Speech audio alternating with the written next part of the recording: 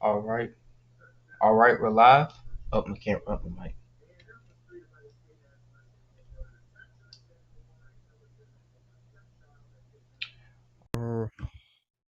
All right, ladies and gentlemen, welcome to the first ever Fourth and Loud podcast. I am your host, Jalen Stiff. And for today's college football topic, we got a situation that's been brewing on for the past few weeks surrounding the University of Texas Tech, and particularly their star transfer quarterback, Brendan Sorsby, and of course, with this whole gambling scandal. So right here on this ESPN's article, ESPN.com's David Purdom, the NCAA, it's basically stating that Sorsby's college career should end for gambling on his own team. So yeah, this is a lot, but here we go. Let's read the article. The NCAA says it would be forced to become the first major American sports league to allow an athlete who bet on their own games to continue to compete if a district court, like a court within that district of a state or city, were to grant quarterback Brendan Sorsby an injunction allowing him to play for Texas Tech this season. Now they said that his college career should be over. He only has, I believe, 1 year of eligibility left remaining. He only has one year. Um, but back to this article, the NCAA laid out its opposition to Sorsby's request in a legal brief filed late Friday, about 2 days ago, in district court in Lubbock, Texas, that revealed new details about law enforcement's involvement in the origin of the case and the scope of the embattled quarterback's betting.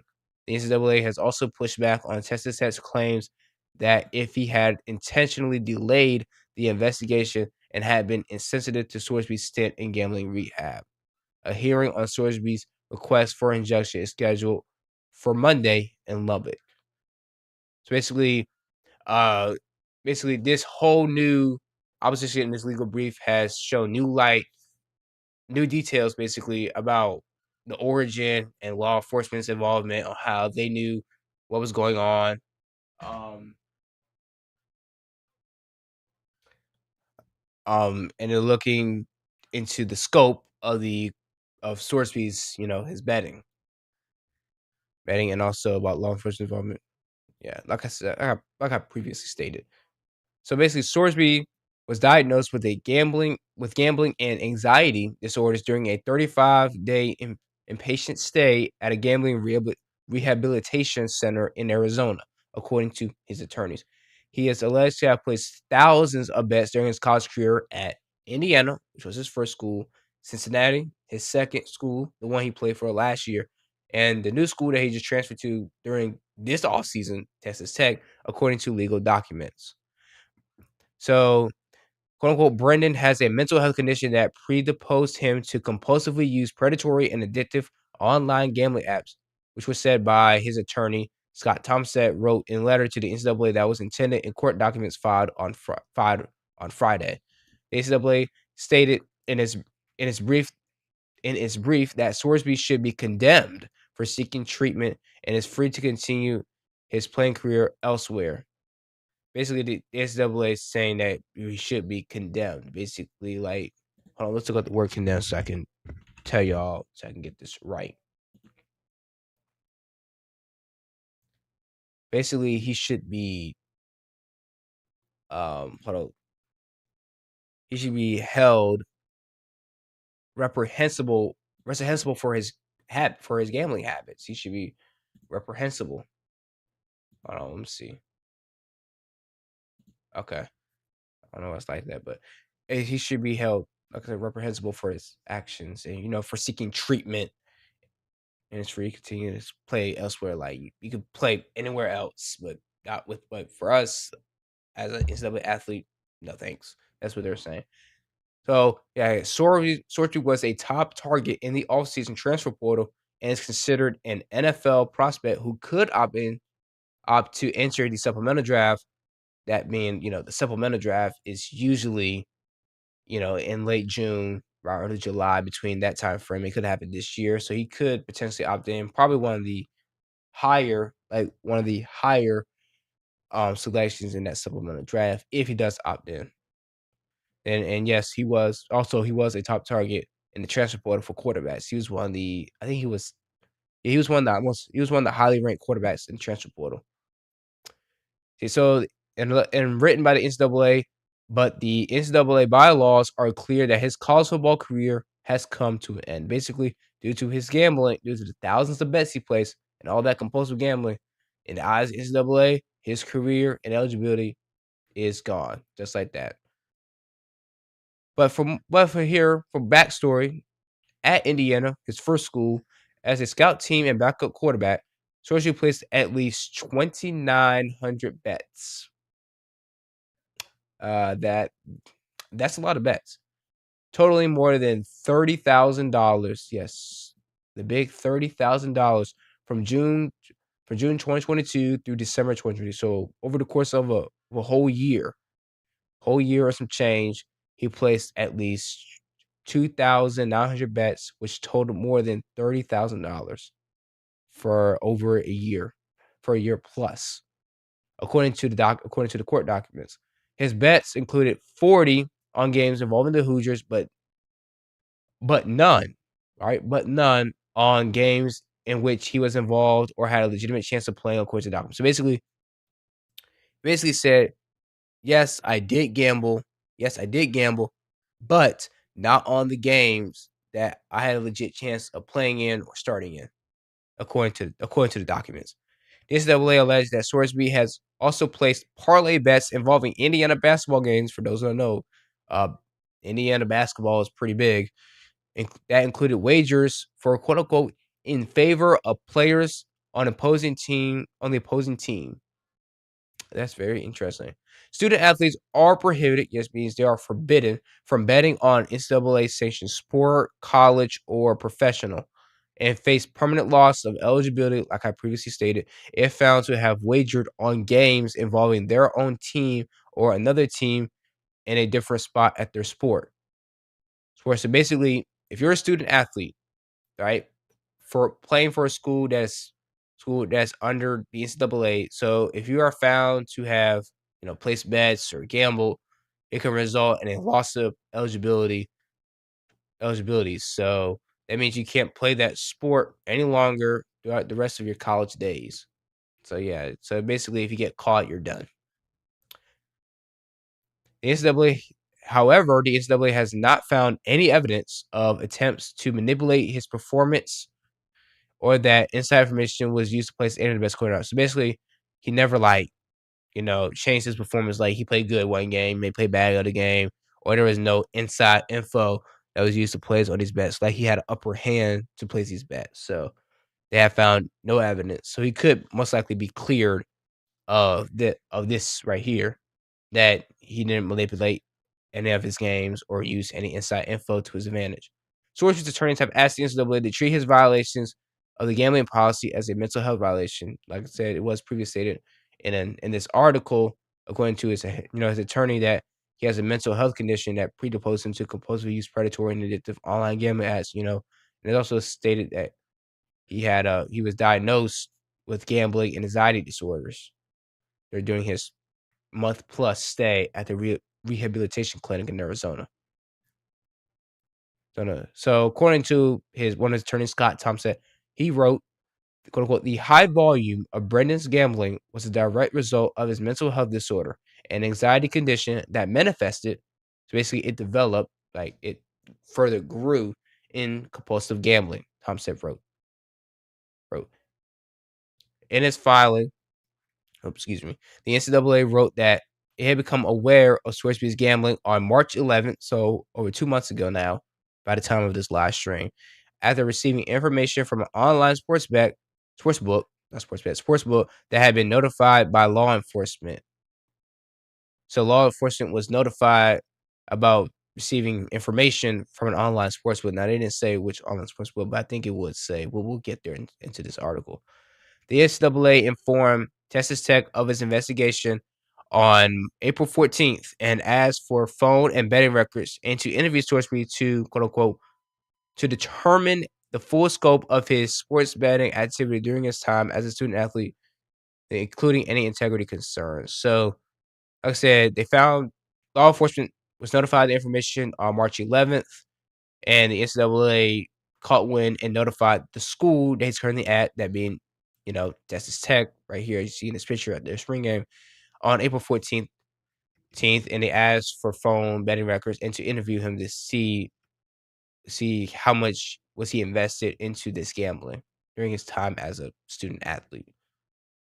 So, into the attorneys for the NCAA had wrote, contrary to the plaintiff's suggestions, however, the NCAA did not demand that he interrupt the residential treatment program he had begun weeks earlier. Instead, enforcement staff made it clear that interviewing during his residential treatment is not a condition of his responsibility to cooperate, and the plaintiff's health, that being Sorsby, and treatment should be prioritized before any engagement with the enforcement. So during his time, during his 35-day stay at the rehabilitation clinic, the NCAA basically said he doesn't have to participate into the interview, if it's best for his own mental health. Yeah, like I said, for his own mental health or mind state. But the NCAA asserted that Swarsby's lawsuit attracted media attention and scrutiny at the precise time he states he is undergoing treatment for a serious mental health condition. I said this whole situation practically blew up. Like, everybody was talking about it when it first came out, when he was sent to the rehabilitation clinic, including me. When I got the notification from ESPN, it was big, really, really big. Cincinnati received an alert on Sorsby's activity on daily fantasy site Prize Picks on August 19th, 2024. According to the documents, Sorsby spoke with the school's compliance team about the matter and received sports wagering education, according to the documents. Responding to a public records request from ESPN, the university said it had not received more than one alert for any individual athlete during Sorsby's time at the school, and none of the alerts have been triggered by impermissible betting. So they received a notification on August 19th, 2024. So that's over a year ago, creeping up on 2 years ago, about Sorsby's gambling, on the daily fantasy site Prize Picks, which is one of the biggest betting sites right now on the internet. Like, Caesars, Sportsbook, MGM, DraftKings. A lot of people know about that. So, yeah. Responding to a public records request from ESPN, the university said it had not received more than one alert for any individual athlete during Sorsby's time at the school, and none of the alerts have been triggered by impermissible betting. I just read over this.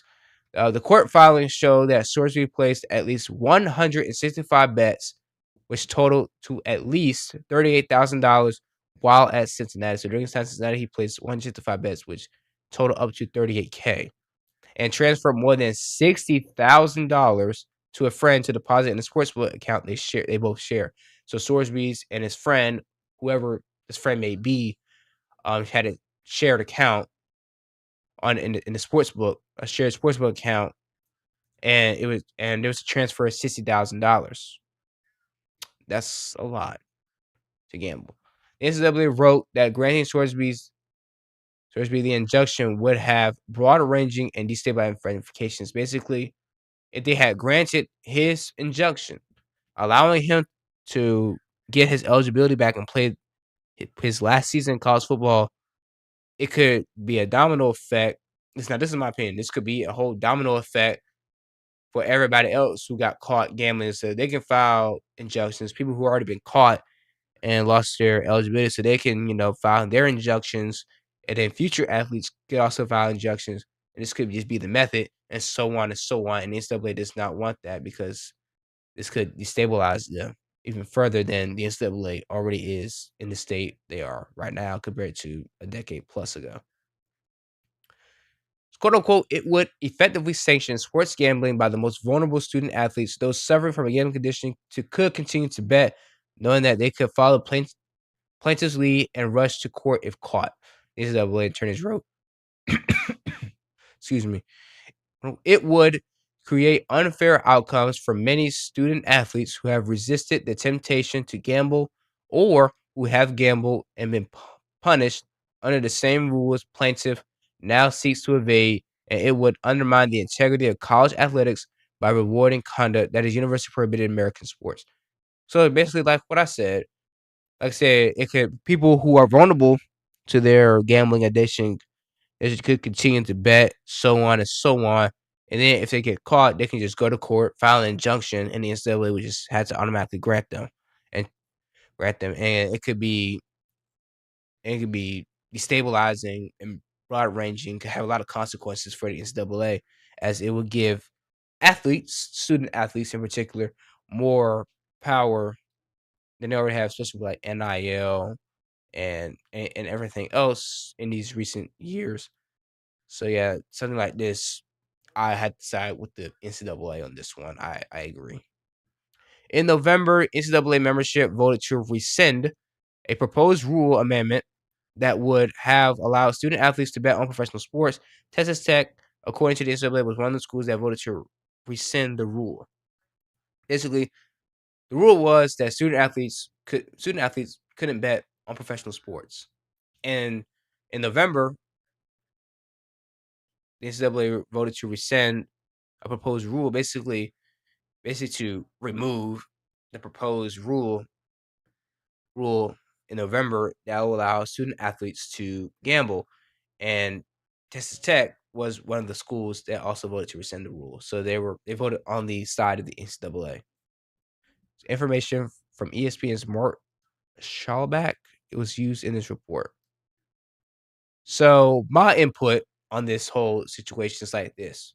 When I first read the article, I was like, wow, this is big. When I first heard he went to a review, it caught me off guard because I knew Sorsby from Cincinnati and he had a pretty solid season with the Bearcats. And I didn't just expect this. Like, this just caught me off guard. He was gambling and put in their rehabilitation clinic in Arizona.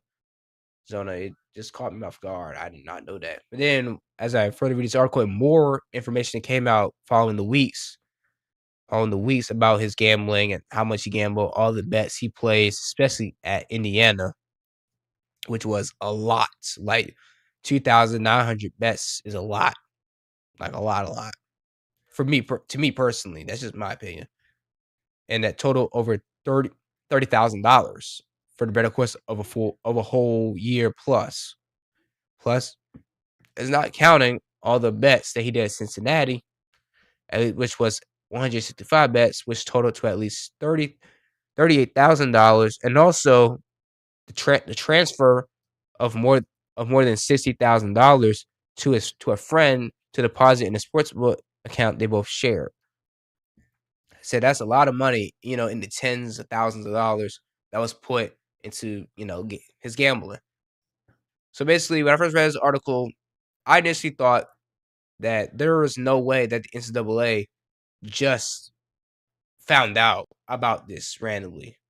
Like, at first, I thought it had to be someone from Cincinnati that talked. It had to be someone that he knew, like a friend, someone involved in sports betting that he knew, or someone that someone that he knew that also gambled alongside, like a friend, or someone who worked for the school of Cincinnati told the NCAA. So that was my initial thought. 'Cause I was like, there's no way that the NCAA just having to find this. It had to be someone from the University of Cincinnati who talked and ratted out to the NCAA. But this article right here slowly does change my mind, as it was law enforcement. It was actually law enforcement. Let me see if I can find it right here. Find it right here somewhere. Hold on. Right here, as the NCAA wrote that they became aware of his gambling on March 11th after receiving information from online sportsbook that had been notified by law enforcement. So look, law enforcement was probably the first one to notice Sorsby, and they alerted via telling the NCAA about, hey, this kid, excuse me, this kid quarterback at Texas Tech, the Sorsby's kid was he was he was gambling, and he shouldn't not be gambling. So yeah, my final input to this before we go into other college football topics that caught my attention so far this week or the past 2 weeks is that yeah, it's a it's a very crazy situation for Sorsby, the SAA, Texas Tech, because who knows what's Texas Tech gonna do? Like, who's gonna be their quarterback? We don't know who's gonna be their starting quarterback.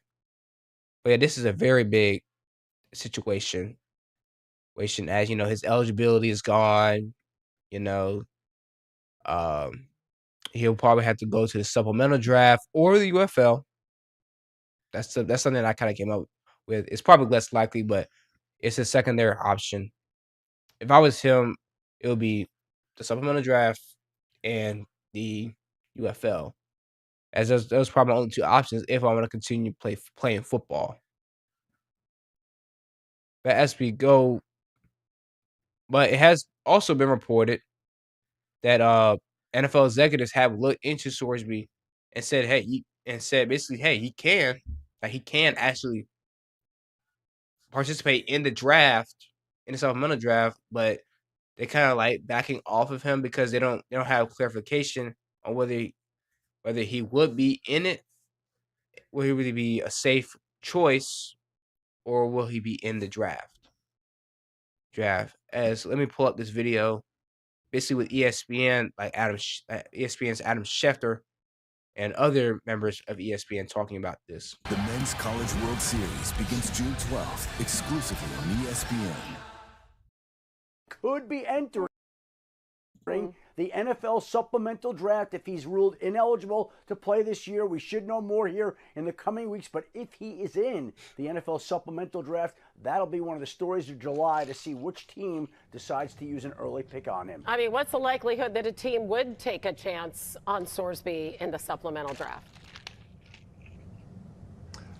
Oh, I think there's a very good chance a team just because of his, because of his ability. I mean, when you watch him play physically, in terms of our strength, athletic ability, and then quite frankly, one of the things that's been hard with quarterbacks that have come out recently, is sample size of work.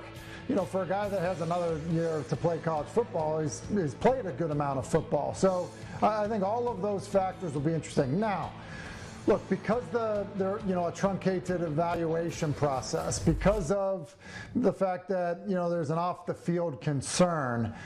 Look, I'm not sure we're talking about, first or second round pick that you would have to give up, obviously. I think for me, when you look at some other, accomplished college quarterbacks that have been third, fourth, fifth round picks, to me, that would probably feel a more likely scenario to think that it was, somebody in rounds maybe third, but fourth through seventh saying, yeah, we'll take a flyer on somebody that already looks like he could potentially be a first round pick. So yeah, I agree. Sorsby was he was a pretty solid quarterback in college. Last year, especially at Cincinnati, and who knows what he could have been this year for Texas Tech. A team that made the playoffs last year and won the Big 12 conference. But excuse me. So yeah, I think he'll most likely get taken. If he gets the clarification, he would probably get taken in the first round of the supplemental draft. There's just no way. But in other news in the college football world, pretty tragic news as Ball State's freshman defensive back, Gavin Yates Lyons, died. He died. He died yesterday at the age of 18.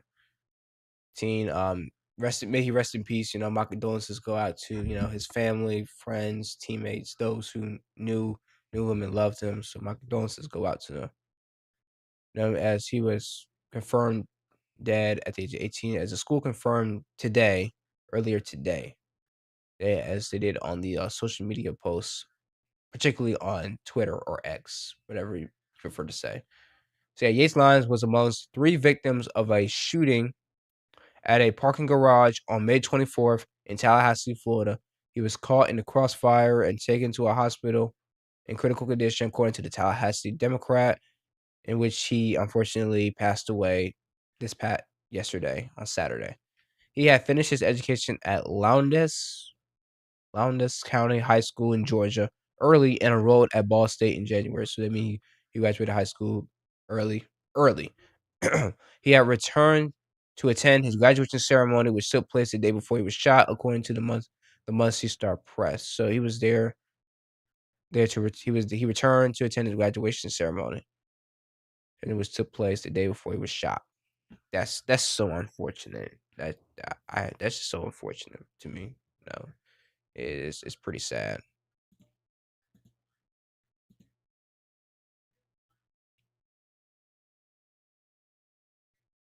Oh, interesting. Okay, no, not this right here. This also right here caught my attention as Texas Tech's head coach Joey McGuire is basically trying to go toe to toe with Texas and is offering to play Texas week 1 of this college football season. So, hey, just reading this article by ESPN's David Hale, as he simply starts, it's really the Longhorns' move. After Texas head coach Steve Sarkisian, who many of you know, made headlines by torturing Texas Tech's strength of schedule, which provoked Red Raiders head coach, like I said, Joey McGuire, shot back with the open invitation by basically giving Texas an open invitation to play his Red Raiders in Lubbock. Basically saying that we would love to play Texas, which he said on Thursday, offering to buy out the games against Texas State and Abilene Christian. Those are Texas's 2 teams that they start off the season with. Yeah. At the Big 12 Springs meeting this week, McGuire also told reporters that Texas Tech Board of Regents member Cody Campbell had conversations with Stephen Jones, that's how you say it, who is the CEO of the Dallas Cowboys, about potentially hosting a Texas Tech game at AT&T Stadium. Now, look, I'm not gonna lie. This is 100% me. In my honest and humble opinion, the having a Texas and Texas Tech game at AT&T Stadium would be lit for week 1. I think that'll most likely be the biggest game for week 1, in my opinion. It'll be the biggest game. Let me go look at the schedule real quick for you guys to see if there are any other games that could rival those games. Let me see.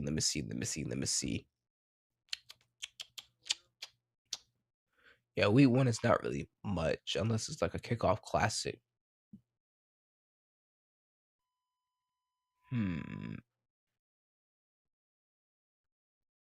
I would say Baylor and Auburn, but nah, not really.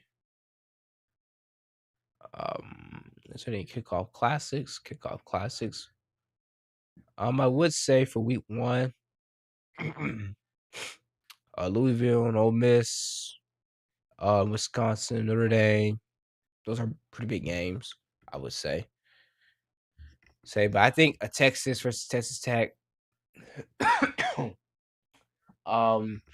you know, 2 pretty good teams in college football right now. I would say that'll be the biggest game in week 1, and I would put full attention into that game. If they do play, I will look further into that. So basically, the offer comes in response to a statement by Sarkisian that Texas' schedule was markedly tougher than that of the Red Raiders, and perhaps the Longhorns face a tougher road to the playoffs as a result. There's a team in our state in another conference with a schedule that I would argue, if I played with our 2s and 3s, he's talking about his 2nd and 3rd players on the depth chart, we would go undefeated. Sarkisian told a crowd in Texas earlier this month, and they'll probably make the CFP this year. It's one of a pair of controversies Sarkisian wandered into with comments about other teams, including suggesting that Ole Miss had an easier shot at luring transfers because of lax academic requirements that would allow transfers to major in basket weaving. Okay, that I can go like that. That's kind of funny.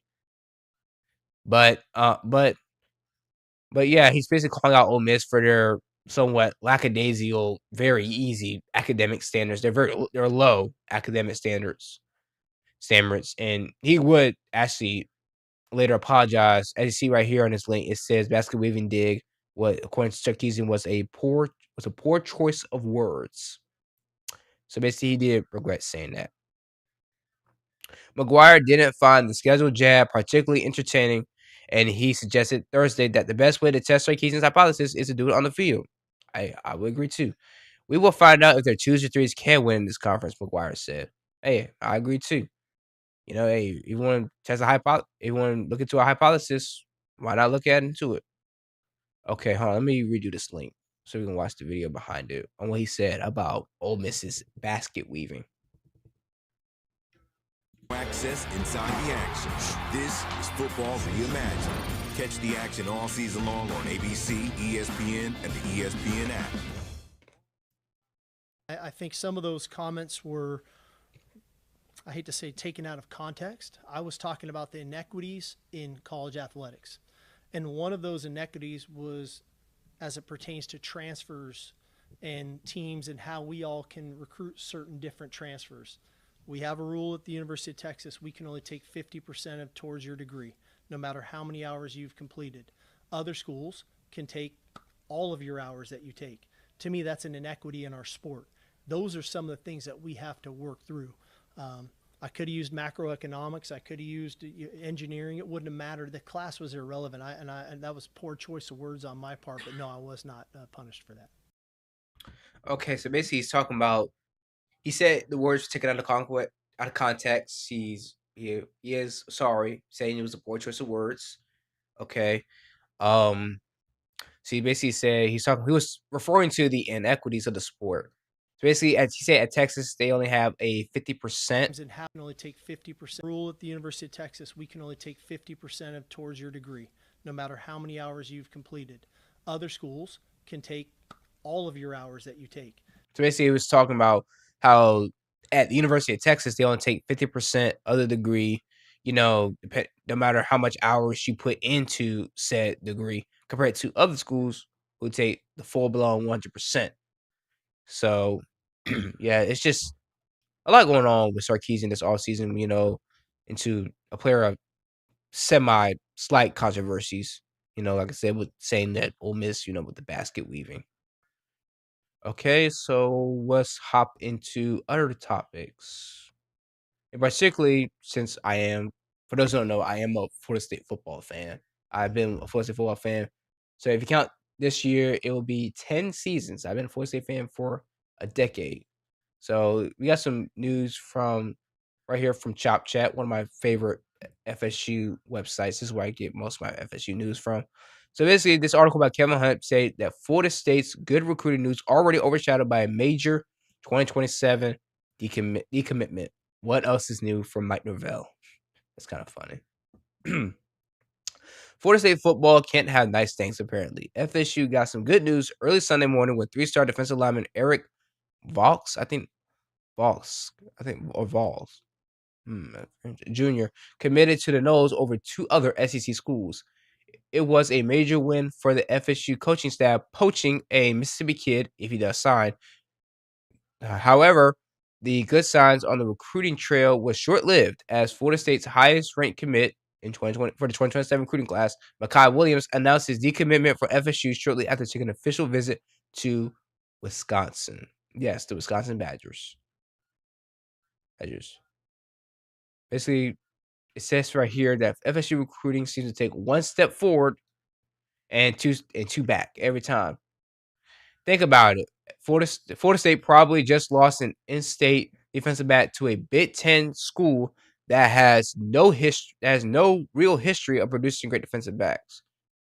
Now, that is I actually agree with that part massively, because throughout my history, throughout my time learning the history of college football, looking into different teams, Big Ten, SEC, ACC, doesn't really matter, independents.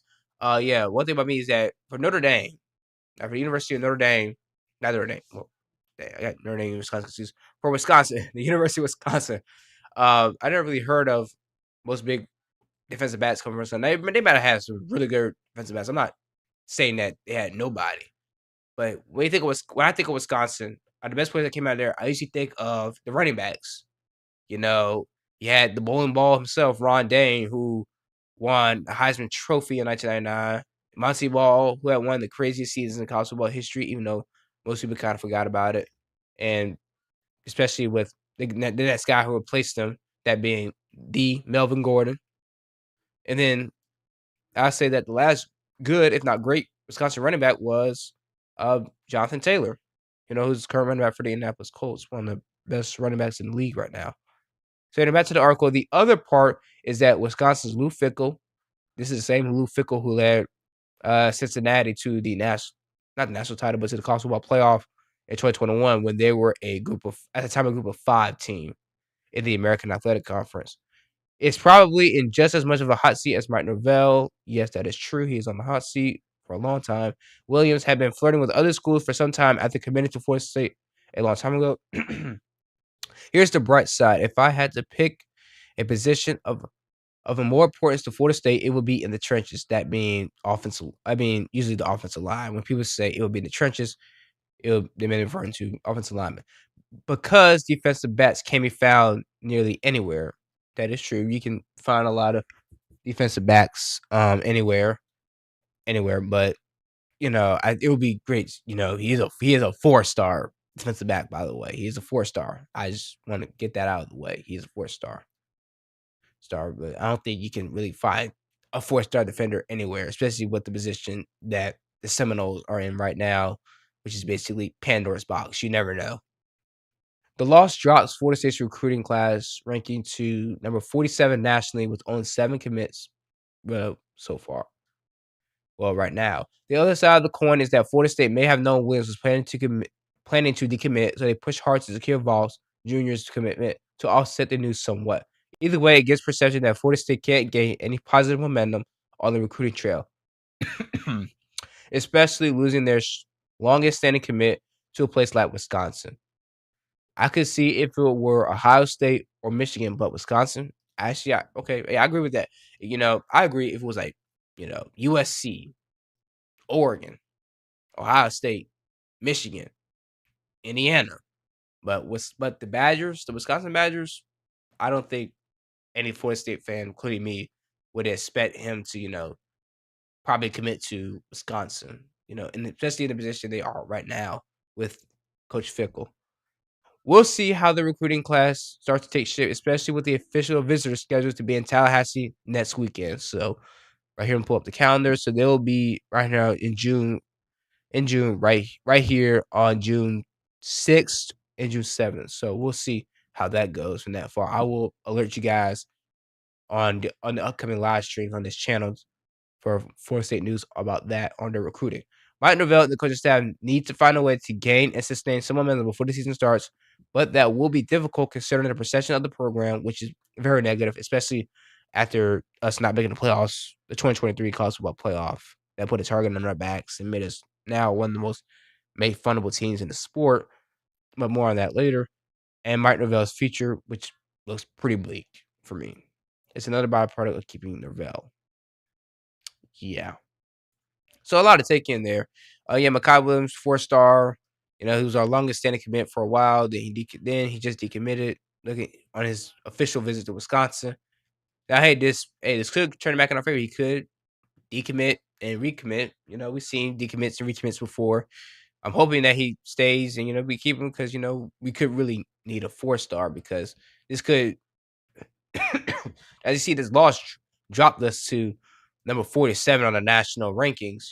That's top 50, and that's for a program like Florida State who's trying to get back to that relevancy. The blue blood that we once were, especially in the 90s under head coach Bobby Bowden. It's just this does not look like a good look. So hey, it could turn back and come back in our favor. You never know. I mean, this is college football after all.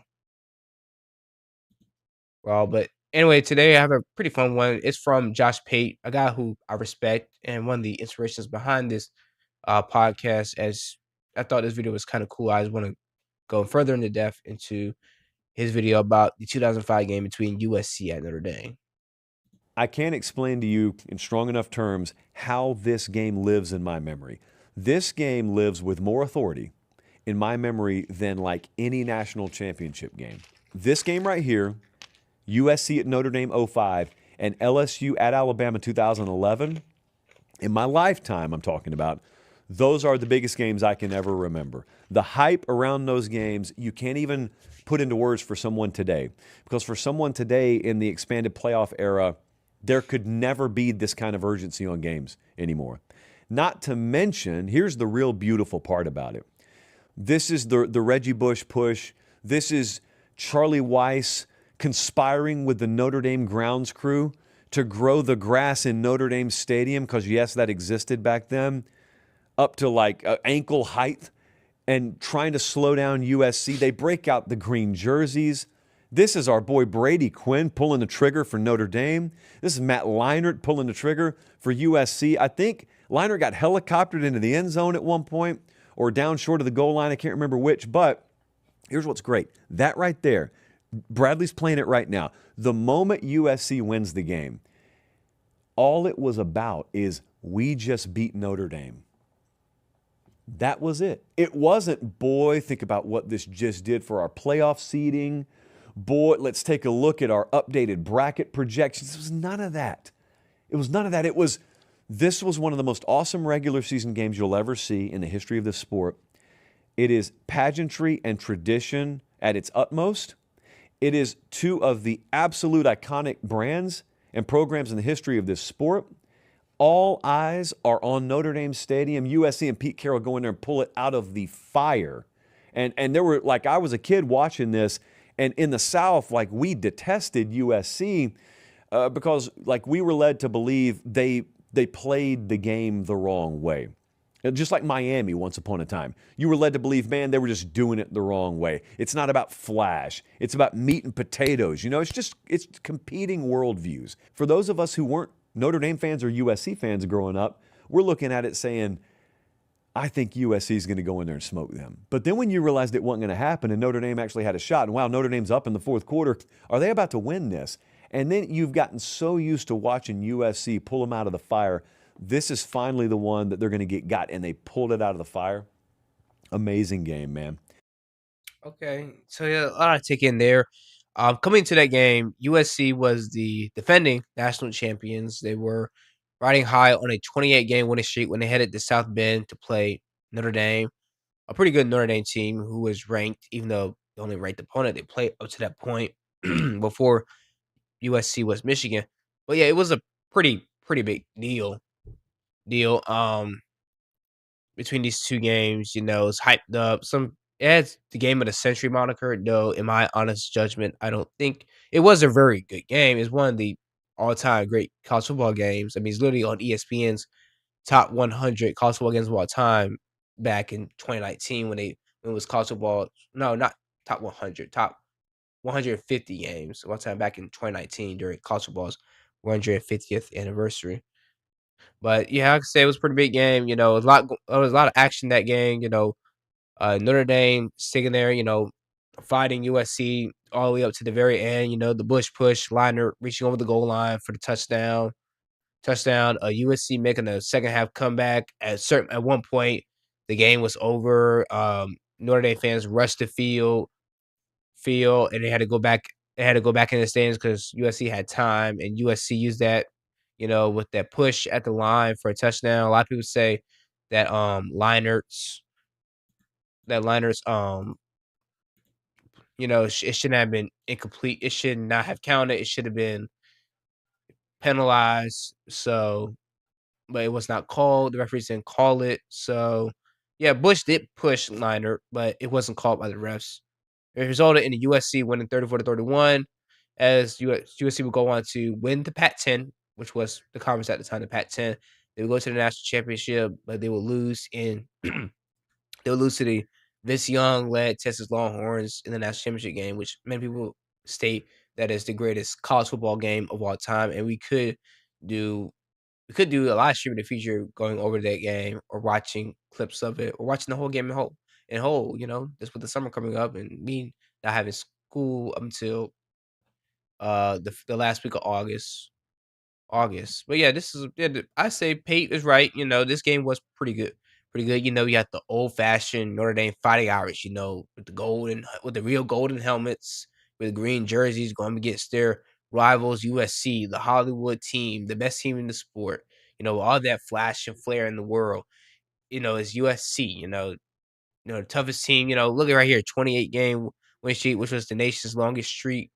Yeah, Hollywood versus old school. It was one of the best games, one of the better games ever played, and Pate was right. It's right here is games that he wished he had attended. He also kind of compared this game to the 2011 game between Alabama and LSU, even though I think that game was more of a game of century, despite how that game was played and how it ended.